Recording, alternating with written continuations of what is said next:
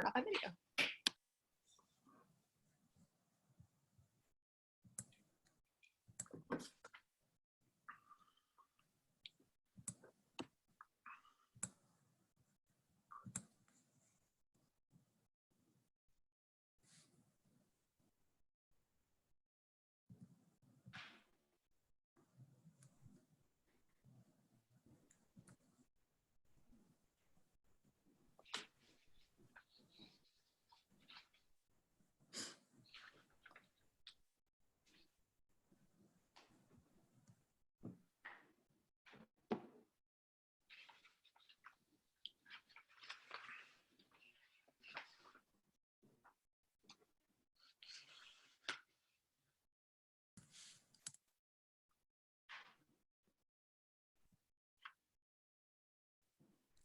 All right, everybody, we should be live in just 1 minute, and then we can get started. Welcome to Remote Access, the Significance of Sport and Diplomacy.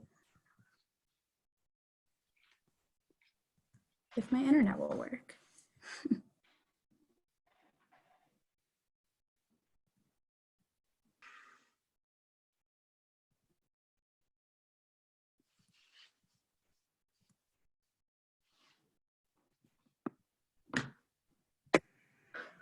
Give everybody another minute to log on.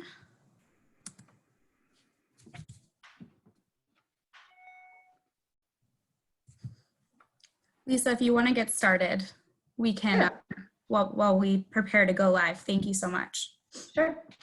So I'm Lisa Lebovitz. I'm on the Access Steering Committee here in Atlanta, Georgia, and a Marshall Society member. So good afternoon if you're on the East Coast like I am, or good morning if you're in a different part of the world.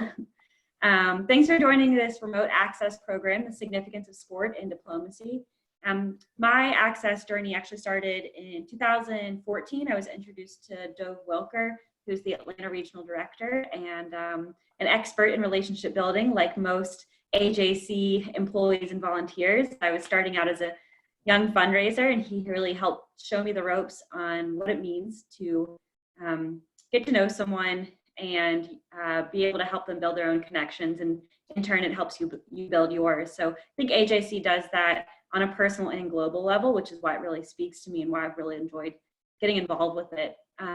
Access is the young professional division of AJC Global, whose mission is to combat anti-Semitism, promote Israel's place in the world, and promote democratic values. So now enough about me and Access. I'm going to introduce our panelists.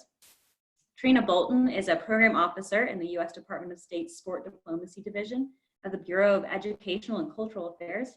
Trina works with U.S. embassies to manage sports programs and people-to-people exchanges for delegations from every corner of the globe. Before the State Department, she worked at the Brookings Institution, and later through graduate school wrote a book on the impact of the Olympic bid process on urban development. Marty Conway is a professor of global business of sport at Georgetown University. He's been on the forefront of sports marketing and digital media for more than 3 decades, holding executive roles in high-profile organizations, including AOL, Major League Baseball, the Baltimore Orioles, and Texas Rangers. During the call, you can submit questions by using the Q&A function at the bottom of your screen, and we'll read the questions anonymously, so feel free to ask whatever's on your mind. And with that, I hand it over to Dylan Adelman, Assistant Director of the AJC's Asia Pacific Institute, to moderate our conversation. Great. Thank you so much, Lisa. Thank you both to Marty and to Trina for being on today, and for everyone that's joining us from around the world. I think the best way to start is by giving you each a little bit of time to talk about what you do. It's a very interesting topic, sports diplomacy, and I think we'd all like to hear a bit about your work and your backgrounds as well. Trina, can we perhaps start with you? Sure. Well, thank you so much for welcoming me onto the scene to share the sports diplomacy story. Lisa, I love that you're in Atlanta. I hail from the city, and the '96 Olympics and Paralympics were a game changer in my world. Again, my name is Trina Bolton. I'm a program officer in the small sports diplomacy division of the U.S. Department of State here in Washington, D.C. I've had the good fortune of working with Marty over the years, so this is a natural. And I do, first off, want to say I hope that you and yours are healthy and holding up okay in this surreal and sportsless world. And I will say this session probably won't fill the void of a live NBA or WNBA game, but we're here to talk about the power of sports regardless of professional sporting events. So what is sports diplomacy, and why does the U.S. Department of State use it? We tap into the power and the passion of sports to promote our foreign policy priorities, to build bridges between Americans and people all around the world at the grassroots level. So not just at the government to government level, but really at the people to people level. So you may be aware of the historical use of sports in foreign policy making, say harking back to ping pong diplomacy. Yes, same idea, but our office is actually quite young. We were stood up after September 11th as a means of reaching out to Muslim youth, primarily boys. So national security interest was really our birth, preventing violent extremism. But we've since expanded to include all regions, thousands of participants, and the whole spectrum of sports. I mean, the sky's the limit. I've worked on a flying disc golf program in Ekaterinburg, Russia, on entrepreneurship. It's really, sports is the platform and the hook for us to promote democratic values of women's empowerment, disability rights, respect for diversity. And it's a way for us to reach out to an audience and a demographic that otherwise may not be tuned in on what the U.S. Department of State is talking about. So yes, we're housed within this Bureau of Educational and Cultural Affairs. So we're in the business of public diplomacy and people-to-people exchanges. And our office describes ourselves as having 4 key pillars. So our first program is our Sports Envoy program. We work with the American leagues and federations to identify current and former professional athletes, Olympians and Paralympians, to serve as ambassadors of goodwill on behalf of the U.S. government all around the world, working in concert with our colleagues at the U.S. embassies. They're not always household names, the athletes. We have sent out Shaq and Alex Morgan, but they're always role models. So we turn to the leagues and the federations to identify role model athletes, and we're the linchpin between the embassies and the sports community here in the United States, our office. Our second program, to keep a thread of continuity in the programs in which we're working, if we do an outbound program, like an Envoy program, has a lot of media and clinics, but it integrates into a larger regional strategy. We'll have a cohort come to the United States. So our sports visitor programs are our second pillar, and it's when our colleagues at the embassies recruit youth and coaches to come to the US for a short-term, fast-paced sports exchange with one foreign policy priority: focus, conflict resolution, English language training, you name it. What's beautiful is these young people, they don't need to know English. So we're really seeking out non-elite, a new audience to the U.S. Department of State. And we're not trying to get these superstar athletes. It's really about finding change agents in the community. And what's wonderful is the Americans who get to play shoulder to shoulder, sweat it out with their peers from all around the world. We normally design these so that they culminate around a mega event, say Little League World Series or NBA All-Star Games. Clearly none of that's going on, but we are staying in touch with participants all around the world and have, of course, shifted to virtual activities. Our third pillar is our International Sports Programming Initiative. And on an annual basis, American NGOs, nonprofits, are eligible to receive funding to conduct their own two-way, people-to-people, sport for social change, sport for development projects. So we're not as intimately involved in these programs, but they allow for us to expand the depth and breadth of our footprint and expertise. So we can team up with an organization that's focused on sitting volleyball in Haiti and really tap into American expertise. And our fourth program is our Global Sports Mentoring Program. It's spawned out of our Empowering Women and Girls Through Sports initiative, which is a pretty self-explanatory title, but we have a public-private partnership with ESPN and ESPNW. It's our Global Sports Mentoring Program to empower women. and to promote the global lessons of Title IX, equality and opportunity. So it's in its 8th year running. We bring the best of the best in the world of women's sports from every region. They may be sports journalists, referees, they're complete powerhouses. We're in our 8th year with this. There's over 130 of them. They come to the US and we team them up with a senior female executive here in the sports industry. It's a win-win for everyone involved in terms of marketing, business, collaboration, and gender equality. So using this model, we created a cousin program, Sport for Community on Disability Rights. Same idea, but men and women in the Paralympics, Deaflympics, and Special Olympics space come to the US. So we can expand on those programs later if you like. We're also involved in policy. There's a lot of side hustles that come in with sports.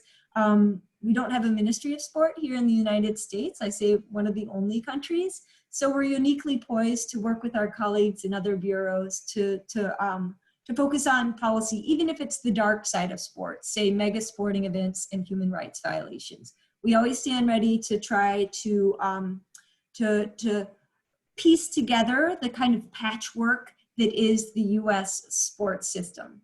So thank you, and sorry to go on. I could go on for a very long time. I mean, it sounds like an incredibly full portfolio, and I'm sure there's a bunch of other interesting things that we weren't able to touch on, but hopefully we will. Marty, please tell us a bit about you and your work. Sure. Thanks, Dylan. And Trina, it's great to be with you again and all the work that we've done together. So thank you to Lisa, Dylan, everybody connected with AJC. This is a fantastic community. I've had the pleasure to be involved in a couple of events, including this one. And your dedication to informing and educating and helping others is remarkable. And we look forward to seeing even more of that. As Dylan mentioned, I have a sort of a variety of careers. I've been in private industry, in the sport industry in the US for about 20 years, mostly in Major League Baseball. I was also in a global business position for AOL as we were expanding into our 40 or 50 countries. I started in a sports role there and then expanded into other aspects. But for the last 10 years, I've been involved with Georgetown University, and one of the great opportunities of a lifetime at Georgetown is the touch and reach that it has around the world. A couple of things to note: we have a university centered in Doha, Qatar, one of 5 American universities there, and as a result of that, we've been involved in educational programs for professionals and young people around the business of sport.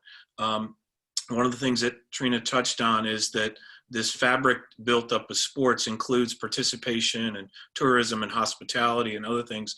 But one of the linchpins is bringing it together is how do you put organizations together? How do you put a sports economy together so that it's something that can be sustained? So we've done it with the Jasor Institute in Doha. We've also worked with Waseda University in Japan, bringing young people here and eventually taking people there to sort of bring that cross-pollination together. So as I said, it's one of the great things to look at is, as Trina talked about, putting these programs in place. And I've had the luxury and the benefit of being involved in some of those programs, of spending a week or 10 days in Ukraine, spending time with their federations and universities and associations, and an exchange of ideas as to how they could build a sustainable sports culture. So I just say hello to everyone again who's either in the US or in Europe or Japan, or Asia, wherever you are. This is a great opportunity, and I look forward to the next 45 minutes or so of answering some of your questions and talking about some of the opportunities that maybe you can learn from and build on as we go from here. So Dylan, I'll turn it back to you. Thank you. So we definitely have a global audience right now, and AJC is a global organization. I wanted to ask, I think first on a somewhat positive note, about sports acting as the great equalizer. And I think both of your professions, you have found sports to be a way to bring people together. And sometimes it's people who would not necessarily get along the rest of the time. I was hoping to maybe hear some success stories of adversaries brought together through sport and the ways in which sports diplomacy can do that. Trina, go ahead. Yeah, so we always involve Americans in our programs. And sports for us is a way to open doors in hard to reach places. For our colleagues at embassies and in less than friendly kind of diplomatic areas, to connect even at the ministerial level. There's a case study in Burma years back in 2012 when we weren't in close touch with them. We did a basketball program. The embassy invited the Ministry of Foreign Affairs in Burma to come to the basketball drills. They invited them to everything. No foreign affairs member in Burma had visited the embassy for over 50 years, but we had a basketball program. So in 2012, they said, we'll go meet the NBA stars. And they came and they had a good time and they stayed. So that opened door to kind of at this top level. But of course, at the grassroots level, when you can sweat it out together and see eye to eye, you can work together. We've done an India-Pakistan girls soccer program where a Pakistani girl was paired with an Indian girl in the hotel room, calling their dad saying, Dad, they're just like us. We eat the same thing. It's the Americans that don't eat like us. And so just seeing that happen. And in terms of the Middle East, we've worked with different organizations that build ties between Arab-Israeli communities. Ultimate Frisbee is a sport that Ultimate Peace is an organization that works in the Middle East using sports for youth. But what's great about Ultimate Frisbee is it's self-governed. So it's up to the players themselves to work and negotiate out there on the field together. So we think that that's a good one for serving as a great equalizer, is a way to bond. Of course, if you're not strategic about programs, sports can go terribly awry. But we very carefully design our programs and keep in mind the different dynamics. Our office, we turn to our expert colleagues in whatever region, whatever country. But we're always promoting peace building in sports, whether it's around the mega sporting events, the Olympic truce. We find that to be one of our priorities, of course. Yeah, I would add to that. That's a great start, Trina, for sure. I would add to that. There are very various levels. We can talk at the highest level, the Olympics or World Cup. We can talk all the way down to chess and judo and other areas that don't get much in the way of competition. What we're talking about there is sports really is one of those, the way that we present it is a global language. There's probably 5 or 6 global languages, and I don't mean the spoken language. I mean sports. I'm talking about music and dance and art and food and areas like that where they are just endemic to certain populations in certain regions, that if you got off a plane or a bus or a car, you'd immediately know where you are by identifying the cricket match or other elements like that. One that I would point to that we were involved in recently was being that this, as I mentioned, in Qatar, going to host the World Cup in 2022, the first World Cup in a Muslim nation. They actually, as part of their bid in 2010, when they won, they made a significant financial investment to an education program that they began in 2012, which was to actually educate the Muslim world, the peninsula, that area of the world, about the ecosystem of sports. And so the Josor Institute was born from that, and Josor, the word Josor in Arabic means bridge. And so they've been committed for 8 or 9 years already, and will continue to do it through the World Cup, into bringing people together to not only educate about their culture, but to talk about the variety of cultures that come together to form a World Cup. And so whether it's, hosting the Olympics in South Korea near the North Korean border, or doing World Cup activities, there's a number of high and low profile activities that go on every year around the world that I think are devoted to bringing that together. I do appreciate that point of it being a mutual language, because I think that a lot of people have definitely had that experience of picking up a ball and saying, I know what to do with this. Right. Before continuing, I do want to mention to our audience again that you can submit questions for the Q&A portion on the chat function, the Q&A function on Zoom, and we'll be taking those questions later. So I wanted to kind of pivot in a slightly different direction. Trina, you had mentioned things going awry and things not necessarily, working. Not in my office, I promise. No, I was not assuming, but at times I think that we've seen, while sports can be the great equalizer, it can also be used almost as a soft diplomacy weapon. This kind of idea of using sports in an exclusionary way in order to move certain agendas forward. AJC, which is, very largely concerned with the state of Israel and its equal footing on the world stage, has often found Israelis to be not allowed into certain events or certain countries that are supposed to be open. And most recently, actually, we spoke out in response to Malaysia banning Israeli athletes from the Paralympic qualifiers. We spoke to the International Paralympic Committee about that and got them to reverse the decision to host it there. But I'm interested to hear about cases in which sport can be used, again, exclusionary, and the ways in which that can backfire or succeed for the people doing it. That's interesting. I haven't thought of this until just now, but going all the way back to the early days of sports diplomacy during the Cold War, and we could argue maybe it's Cold War 2.0 to a certain degree. There's a book out there that's about Cold War and the U.S. government's agenda during the Cold War and use of sports to promote our agenda. And the Harlem Globetrotters we sent around during the Cold War to Europe and to around the world. And it was an ulterior motive, but it was to promote or to dispel the idea that the USSR was saying, the United States has all these civil rights issues and racism. Why would we ever follow their way?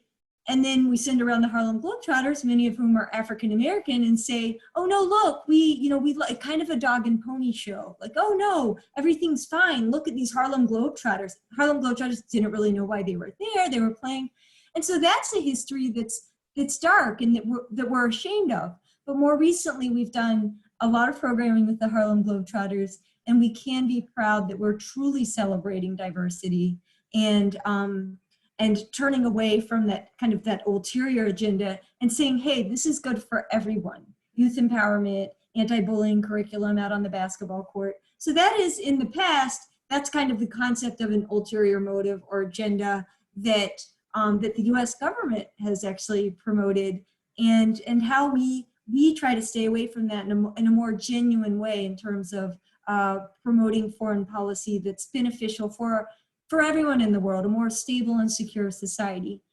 There's lots of case studies of where sports has been used negatively, or something is taken an ugly twist and spin. I'll leave that to Marty for now, but we can come back if there's something else. Giving him the negatives. Okay. Yeah, sure. No, look, there was a really dark period in global sport from, say, 1968 until 1980. The Olympics every 4 years was going through at that point really some ultimate tragedies, as we all, I think, are aware of, in 1972, but boycotts of 1980, the largest boycott ever in the history of the Olympic Games. That all began to change in 1984 when the Olympics came to the United States. But sort of what we're talking about is a continuum there. The way that we look at it is sort of three parts. On one far end, there's sort of nation branding, right? And those are things that nations are doing, putting their name on airlines and flying those around the world, and Turkish Airlines and you name it, the national flag carrier. Then you have some of the things in the middle that Trina's talked about for the last 10 or 15 minutes, which are the person-to-person programs, other sorts of things typed at gender equality, religious equality, different things like that, which are all very good. And then on the other side, we sort of get into a version of nation branding, but with specific objectives, and we call that soft power in sports.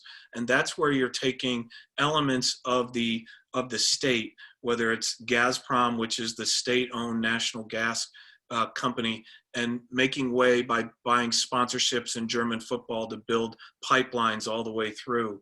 There's any number of stories now about even hosting mega events, say in Qatar, or hosting mega events in China, places like that, which are expressions of power to try to bring some of those nations onto a world stage, maybe in a higher platform. So there are a number of ways to do it. Dylan, what some of the things that also, again, some of these fly below the general radar, but really the global governing bodies, the IOC and its anti-discrimination policies, or whether it's FIFA and its anti-discrimination policies, or even the sport federations and their anti-discriminatory policies, whether it's chess or judo or karate or wrestling, all these in the last 5 or 10 years have had a history and an example of pulling events away from countries that don't want to allow athletes in, or won't allow the national flag to be displayed, or national anthems to be played after athletes, say Israeli athletes, may be winning. And all of that, I think, is starting to turn around to the point where there's much more world order in that regard. There are still some outliers for sure, and that's a little bit like whack-a-mole, where you get a lot of them organized and then 1 or 2 pop up. But it's really those organizations, the international federations, that are enforcing these anti-discriminatory policies, where I think we've started to see finally a sort of a lessening of some of those tensions in various parts of the world. And it took them a while to get there because those organizations are not so savory and all of the time. That's right. Yeah. Certainly, yeah. But it is, I guess, encouraging to hear that it sounds like there's a positive trend in that regard. We've kind of seen that looking at Israel as an I would add example. to that, one of the reasons why is the role now of corporate sponsor and commercialization in sports has applied that sort of pressure. I talk about the Coca-Cola company, for example. They have done an incredible job of, across the board, any activity that they're involved in, sports, entertainment, etc., it comes with the expectation that we expect you as the organizer or the federation or the organization to enforce these sort of anti-discriminatory policies and these equality policies. So increasingly the role of commercial organizations in many parts of the world have forced some of these organizations to shift their policy in order to continue to get the kind of commercial cash flows that they need to operate. Got it. And so I guess kind of in that regard, we've been speaking a lot about sports as a platform and the ability for certain countries to use that as a platform. Yeah. As Lisa kindly mentioned at the beginning, I'm with AJC's Asia Pacific Institute, and we have seen over the past, it's going to be for 6 years, the Olympics in East Asia. We had the Pyeongchang Winter Games in 2018, the Tokyo 2020, now 2021 games, and then the Beijing 2022 games as well. And I was just hoping that you could both speak a little bit about what these countries are hoping to use this platform for, or in the case of Korea, what they did use the platform for. Yeah, so it's a combination. I think if you go back and look at around 2010 with the South Africa World Cup, so 6 or 7 years before that, the IOC and FIFA began to collectively look at expanding the reach of their games. They had not had a games, for example, in the continent of Africa or other parts of the world for the Olympics, say Brazil. And so they were looking to expand the commercial opportunity and the media opportunities for their brand. So it's sort of at the top, the IOC and FIFA were looking to do that. On the other side, there was receptors. There were people in South Africa, people in Brazil. If you look at those BRIC countries, you know, Brazil, Russia, China, you know, et cetera, that's where that run happened between 2010 and basically 2018 in Russia.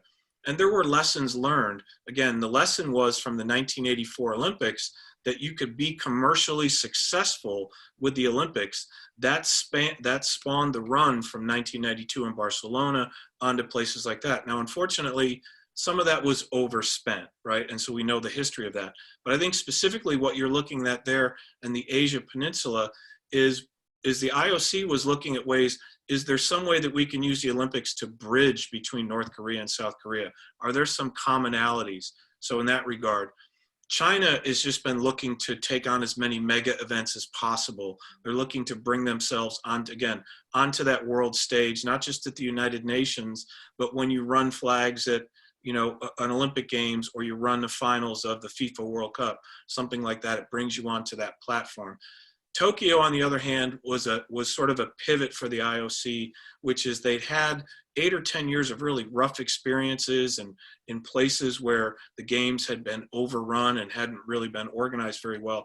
And they were essentially putting it into safe hands in Tokyo, because one thing about the Japanese, if they take an event like that, they're going to even overspend because they're so tied into their culture in sports that they want the rest of the world to see that go well. So the combination of technology and their culture was that. So that's sort of where that run happened. And I think we're sort of coming at the end of that run, and now we're looking back and sort of analyzing what really happened.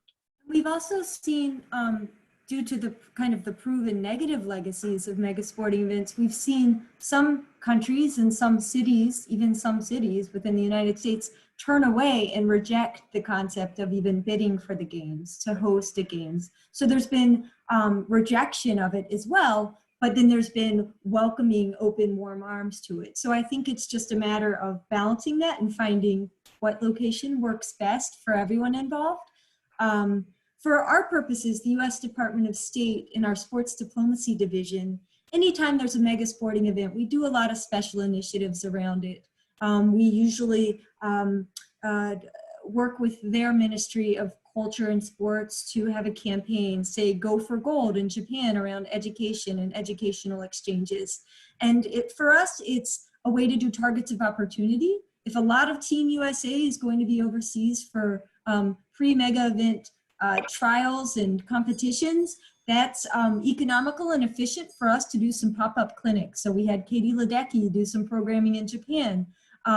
We did a lot around the Pyeongchang Games with the Shib Sibs, the dynamic brother-sister ice dancer duo, and then other athletes. So for us, it's economical, it's efficient, and it's a fun way to celebrate our host country for our embassies.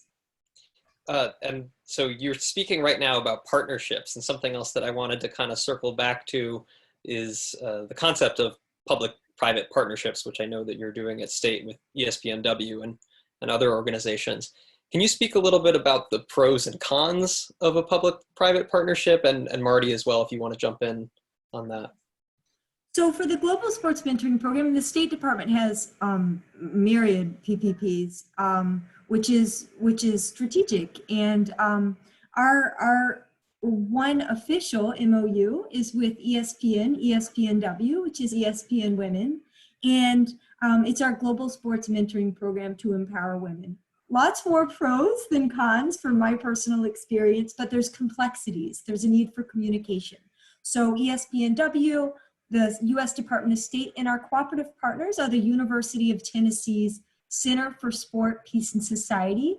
Their program spawned out of the Pat Summitt legacy. So we're this trifecta partnership, but we're all the more powerful because we have academia, we have government and international relations, and then we have corporate sector. So ESPNW serves as our bookie for this program. They secure American companies and organizations to host international delegates from all around the world. It's a rotating kind of roster of Americans every year, but we've got New Balance, we've had Coca-Cola, Marty mentioned, you name it, ESPN itself hosts. And so that for us is wonderful in that it's a true cost share. And these companies and these American mentors see the value of investing in this program, not just as a corporate social responsibility kind of check off, but because they gain marketing insights. They build ties with influential leaders all around the world. And they gain cultural competence and develop ties even within the United States. And so for us, that program has really been a win-win-win. But in terms of a public-private partnership, transparency and communication, we learn every year. If something falls through, if there's a visa issue, just tell everyone and be on the same page and write out the roles and responsibilities, and also vet your host companies. If there's some type of scandal at a sneaker company that would host, we might want to steer away from that. So there's plenty of problems that can come up with the more players, but for us, it's been a real team effort, and I really appreciate our partnerships with both of the organizations. And the same for the disability sports program. It's mostly rehabilitation centers and Paralympic training sites who open their doors to international delegates, and we couldn't do it without them, but this year in particular, it's the ADA's 30th birthday. We all recognize the importance of accessibility and inclusion here in the United States, but all around the world. Yeah, I think that's a great point to build on, Trina. One of the things that in the opportunities that I've had to travel outside the US and to be involved with sport ministries and other organizations is the one thing that we can export from the US, maybe better than anybody, is our understanding and our background in commercial sports and the marrying, not just of commercial companies and professional sports, but at the university level, high school, all the way down to the grassroots level. That's one of the things that since 1984, the US has sort of gifted to the rest of the sports world is how to do that. And the times that I've spent either in Jessore, in Doha, or in Ukraine, or with our Waseda students in Japan, is really educating folks on how those relationships can come together. And again, these are not just sponsorships in the way of putting a logo on something, but that is all the way down to the community level. One of the things that I shared with the Ukraine organizations was completely, this was outside of the primary cities, was Michelle Obama's Let's Move campaign, where you can take one person who has such a cult of personality and inject into athletics and just physical activity, and talking about how do you activate people like that who are recognizable within the country, who are not even necessarily elected leaders, that don't have any formal power, and what they can do on areas of food and nutrition and movement and physical activity. So the marrying of these commercial interests with the interest of sports and activity all the way down to grassroots and physical activity. And increasingly, many people want to talk to us about how do we activate around the disability community, because it's something that the rest of the world in many parts have opened up to the point where the global Special Olympic Games, now last hosted in Abu Dhabi, have been incredibly successful in opening up opportunities for people who are lesser able than the general athlete. Mm-hmm. And to go back to, Marty actually served as like kind of a U.S. sports envoy to Ukraine. So that was a U.S. Department of State program, and he was our kind of scholar, subject matter expert that we sent out. So thank you, Marty. But we've worked just in Ukraine, and you're talking about corporations and public-private partnerships. We had a woman from Ukraine in 2014 who came right after the Crimea annexation, but she represented the men's ice hockey team. And we teamed her up with the NHL here for the Global Sports Mentoring Program. And the NHL has been wonderful. The mentor there has stayed in touch with Olga of Ukraine and sent ice hockey training gear for kids. And so that's a public-private partnership that's kind of lives on after the program experiences, which is what we're all about: sustainability, longevity, long-term impact, and change. Not just the 5 weeks that they may be on a program or an exchange, or the 5 days in Ukraine. It's about long-term change. Excellent, excellent. So we've been speaking a lot about sports as a platform, sports as a tool, and something that I think is very important to our viewers, to AJC and AJC Access, is combating discrimination, combating xenophobia, combating anti-Semitism, and really using this tool in order to help, bring about a more peaceful society. I'd be really interested in hearing, before we turn it over to audience questions, how you'd recommend the people watching, the people in AJC Access, can use this in their own careers, their own personal lives as a tool. How can they engage with sports diplomacy to help with AJC's advocacy goals and to help, move the ball forward in that regard? Well, we've seen over the years, Marty and I have known one another for years, and even since we first connected, the sport for social change kind of movement and community has really just burgeoned. It's really growing, and there's a lot of nonprofit organizations that focus on here in the United States, domestic change, whether it's America Scores, which is a literacy and soccer program, or whether it's an international program, Women Win, promoting gender equality all around the world.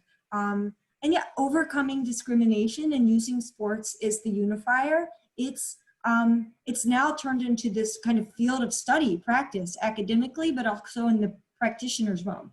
So if you all are interested in getting involved in this Sport for Social Change movement, it doesn't just have to be through our sports diplomacy division work. Granted, we love supporters as much as we can leverage the interest that's in our work, working with our embassies. Let us know if you're doing something overseas. We can try to put you in touch with our colleagues in the public affairs sections at the U.S. embassies, but also look to the pre-existent organizations that are already out there and see if you want to get involved, if you actually want to coach, if you want to play with kids, or if you just want to support in terms of fundraising or advocacy, or just connecting of the dots. There's a lot that's out there already, and we've seen more and more come about in terms of community foundations, projects, programs, initiatives, and even corporate sector kind of enterprise around sports. There's a lot out there. Sport and Dev is actually a pretty good resource to start. It's a website that's a convener. It has a list of a lot of NGOs that do sport for social change. So I could route you that way if you just want to scroll and see what's up already in the sport for social change realm. Yeah, that's fantastic. I was going to mention that, but I would add to that. The only thing I would add to that is the role today of the athlete doing it themselves. One of the things that we've seen with the explosion in commercial opportunities for athletes, you see the LeBron James and Kevin Durant's and you name it all the way on down, who now have devoted a good portion of their career earnings to their own sport and society programming that they're looking for. Number one, they're looking for people, they're looking for ideas, they're looking for matchups. So those people who are listening and tuned in from around the world, checking in at LeBron and Kevin Durant and Steph Curry and a number of high profile players like that who are doing it, especially even at the female side too. Katie Ledecky and a number of people that have been mentioned there who've been devoted to doing this over the last 5 or 10 years. So a combination of the existing organizations, but also looking at sort of some of the emerging characters, if you will, into this space who are really devoted to equalizing these platforms and not just relying upon commercial organizations any longer to run the programs. Yeah, athlete activism, and just to have seen it's so fully activated amidst COVID-19, all of the outreach and the initiatives that athletes themselves or their respective organizations have initiated just in the past 2 months. It's been amazing. Yeah, that is amazing. I was looking at the participant list. I don't see LeBron in there, but maybe his internet couldn't connect or something. I'm going to actually pass it off now to audience questions, and hopefully we can touch on some more topics. We didn't even touch on COVID-19 yet, but we'll hear what the audience wants to hear. Yeah, look forward to hearing what they Thank you, Dylan, and thank you, Marty and Trina, for this incredible conversation. Just as a reminder, if you have a question, please submit it to the Q&A function at the bottom of the screen.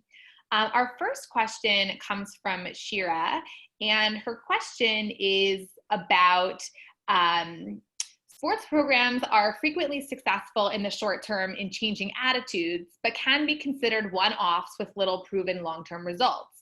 Are there any provisions in the programs you support that take into consideration the long-term goals? And if so, how? And the question is specifically looking at peace-building programs, for example, Israel-Palestine, Greece and Cyprus, and Turkey, etc. Yes, wow. Marty, if you don't mind, I mean, you're the Georgetown scholar who knows M&E. But yes, all of our programs are about the long-term change, the impact, and the sustainability. And soft power, it has its challenges in terms of quantifying the immediate changes, because some of it's attitudinal.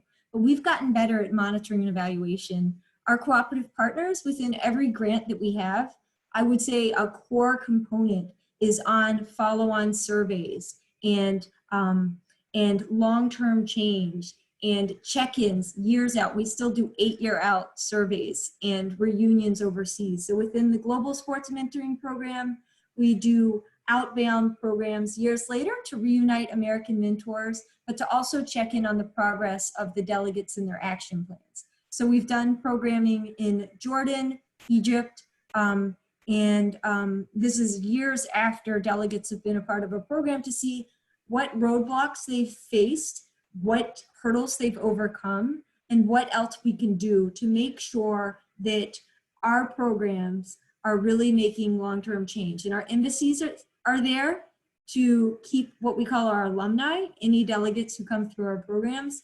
But we've gotten better at quantifying. We'll say, hey, 20 people were employed at this sports apparel company based on this, this action plan idea. Through the Global Sports Mentoring Program, we know that over 310,000 individuals have been directly impacted through action plan progress. We have a whole slate of impact one-pagers, just numbers and metrics to show that our programs are worth it and to also learn from mistakes. So yes, it's a key part of our grant programming, and it's a big priority to our embassies to stay in touch with them. And we learn every day.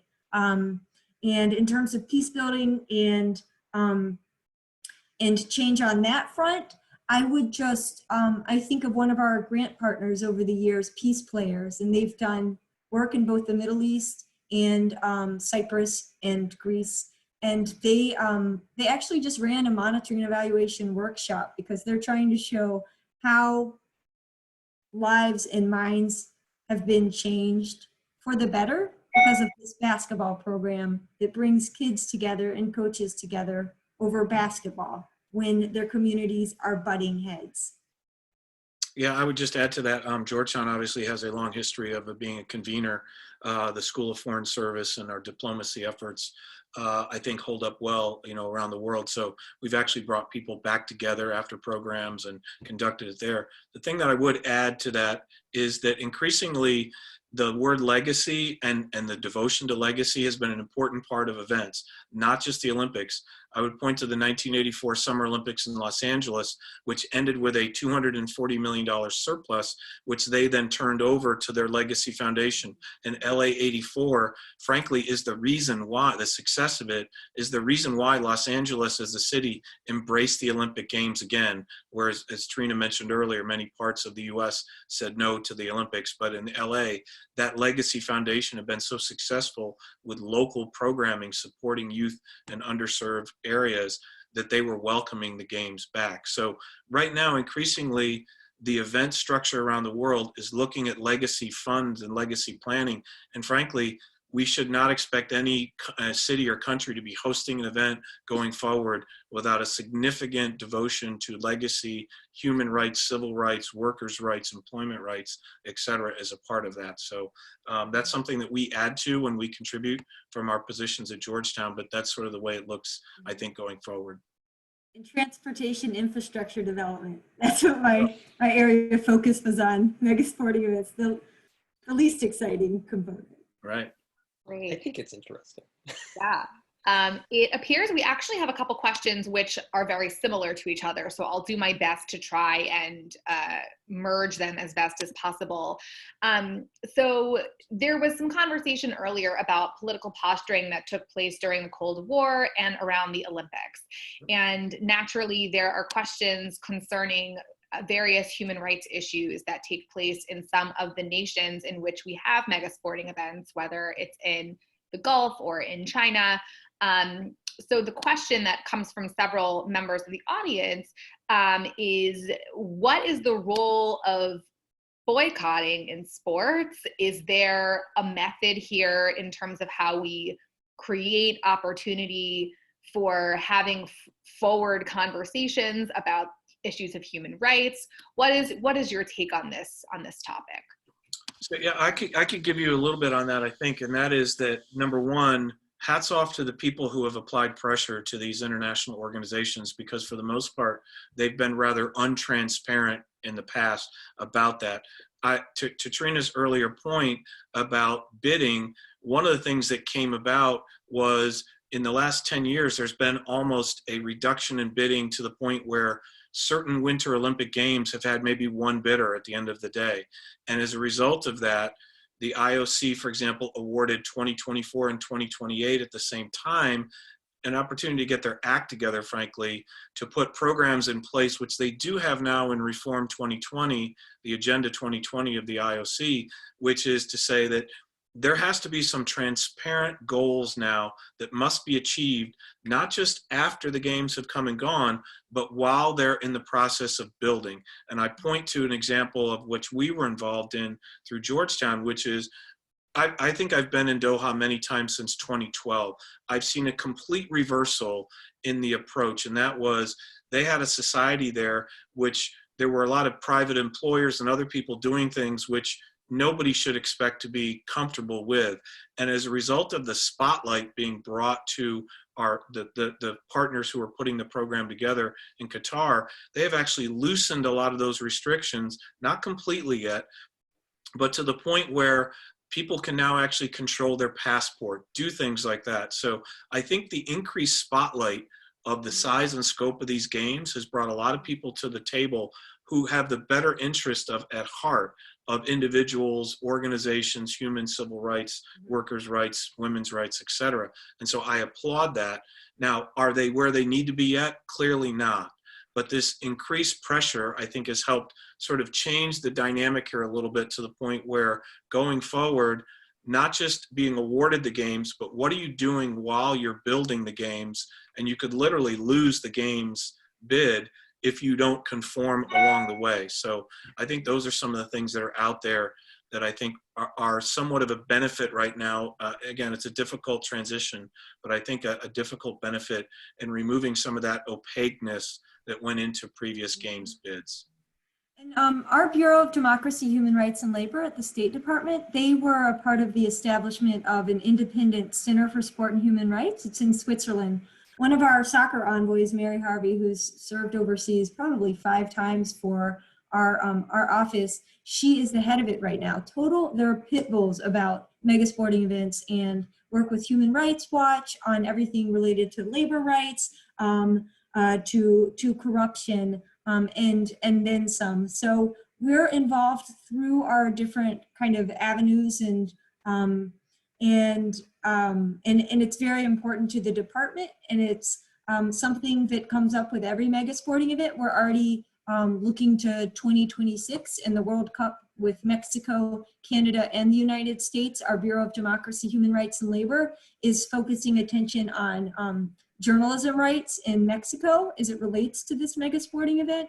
So it's definitely on our radar too. And it's definitely important to use mega sporting events, like Marty mentioned, is kind of a catalyst for exposing these intrinsic issues and societal woes. That's really helpful. And I think it also really segues perfectly into our last question, which again is a little bit of a merging of a couple different questions.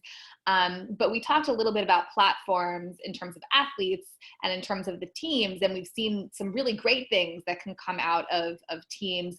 I think many of us can reflect back on when the Pittsburgh Steelers wore a Star of David on their uniform after the Tree of Life shooting. It was a really powerful moment for many of the Jewish community around the world. But I want to direct the question regarding fans. There have been many incidences of fans behaving in a way which either promotes anti-Semitism or racism. And in some ways, there are team cultures which continue to perpetuate this kind of anti-Semitism. We have seen this a lot regarding European soccer when it comes to anti-Semitism and race. So the question that comes from a few of our audience members is, what can governments and teams and individuals do to concretely combat anti-Semitism and racism within the fandom of these sports? Yeah, I think it's a good point. It's actually something that's very current right now. And you see that both UEFA, and again, hello to everybody around the world, in particular in Europe, if you're tuning in, because we're big fans of your sports and of bringing folks here. UEFA, for example, English Premier League, the Dutch League, people like that, I think are really recognized. And again, I give credit to both media pressure and to the commercial pressure of bringing in changing structures now, such that based on, it's again, not just taking a banner down in a stadium, but it's actually stopping play, which they've been doing increasingly in European football matches, sometimes allowing the referee to take both teams off the field for 15 minutes. So to the extent that organizations who rely upon the funding, and increasingly, again, I mentioned companies like Coca-Cola, they will not allow funding to remain with an organization, a football club, the biggest football club in the world, unless there's a commitment to lowering the tensions, particularly from the fans and onto the field. And so it's these kind of, not just banners that say no to racism or things like that, but taking concrete steps to pull players off the field and to withhold the action, both from broadcasters and from fans, until there's more of a civility culture that can be developed. But again, we're looking at decades and decades of history that we're trying to chip away at here a little bit at a time. But again, I think the specter of these organizations that want to be successful, be globally around the world, are going to find it unsuccessful and unsatisfactory. Say, you're not going to get a broadcast deal with the United States media company unless you can solve those problems. They are not going to broadcast racial issues in their stadiums. They're going to stop that. And so to the extent that the commercial can match up with that, I think that applies certain pressures, or at least what we can expect to do right now. And again, I see steps changing and becoming more dramatic, and I think that's actually a good thing. We'll have to see how successful those are, even here in the short term, because it still is a problem. I've been to many stadiums where local derbies, and the fans really are just almost uncontrollable. And I think pulling corporate sponsorship, pulling players off the field, pulling media contracts down are at least one way to perhaps begin to solve or balance some of these issues. I'm not a subject matter expert on this particular area, but for us, there's no place for hooliganism in sports diplomacy. It's all about healthy competition. But to Marty's point about having kind of sticks and carrots, showing a positive example too. And I would turn to one of our delegates from the ESPNW program. Her name is Daphne. She works with the men's soccer team in Israel. And I think she's probably seen firsthand what you're referring to. I'm a little more familiar with, say, Les Bleus, the French team, and the racism on the French soccer team, and how over the years and through some FIFA pressure, it has improved with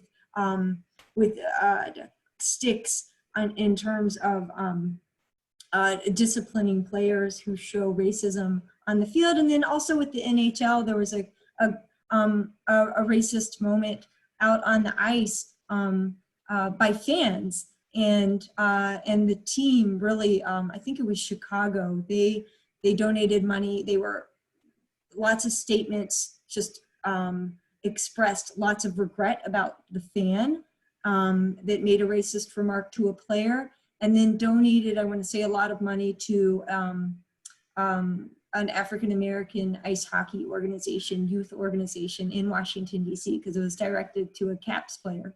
So showing kind of the sticks and the carrots of behavior as such, but lots of hurdles to overcome still.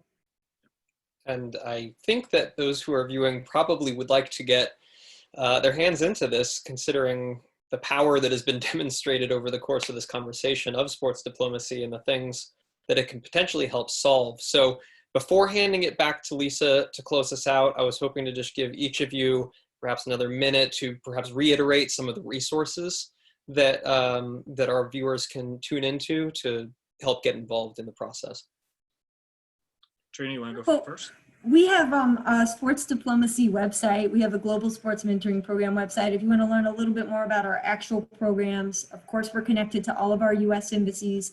Right now, we have a series of virtual outreach activities, Get Fit. It's showcasing our sports envoys, and it includes a fitness section. So it'd be a little more intense than this talk. But we have our global sports mentoring program platforms as well. But just in the broader scheme of things, Sport and Dev and other partners, we've worked with different NGOs. If you start learning about different partners of ours based on our website or our social media, it's not half of the story. We don't have the bandwidth to do justice to all of the programming that we're actually doing, unfortunately. But you can always reach out to me too. I mean, I can talk at length about adaptive sports, about action sports and skateboarding, or anything and everything as it relates to our sports diplomacy programming. But to get started, I would just route you towards our websites and our social media platforms. Yeah, I would just add again, thanks to the AJC for putting this together and convening to give us an opportunity. Again, just like Trina, you can reach out to me individually. I'll give you my email address. It's marty.conway@georgetown.edu. You can certainly find me on Twitter at Marty Conway and Facebook as well. So certainly reach out to me individually. Reach out to us on behalf of Georgetown University. Again, we've got business school, the School of Foreign Service. We've got a number of entities where we work commonly together to put together programs. We do programming for individuals, organizations, students, outreach, different things like that. As I mentioned, the various places that we've worked with.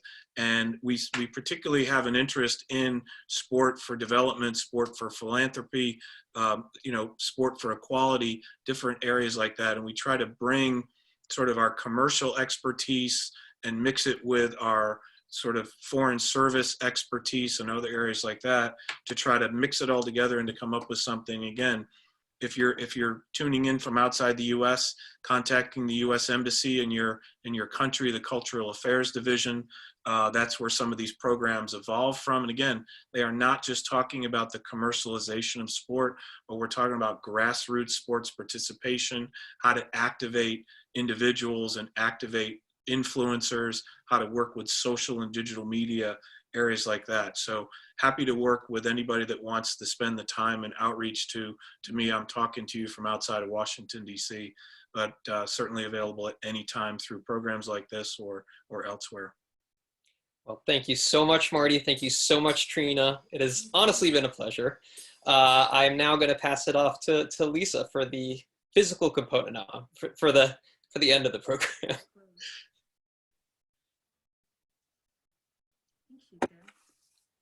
If you're with us. Sorry, I was on mute. Thank you again to Trina and Marty for joining us and diving into sports and diplomacy. It was really fascinating for me, and I'm sure everyone else who is listening in and watching. We hope that everyone will join us for our upcoming remote access program next week, May 14th at 1 p.m. Eastern Time, called Culinary Diplomacy Borderless Wine. Access San Francisco leader Peter Weltman is the founder of Borderless Wine, a company that seeks to utilize wine as a form of soft diplomacy to tell new narratives, facilitate cross-border initiatives and dialogue. All about relationship building wherever we can do it, right? So thanks so much for joining us. Please stay safe, healthy, and have a great rest of your day. Thanks, everyone. Okay, everybody. Thank you all. Ciao.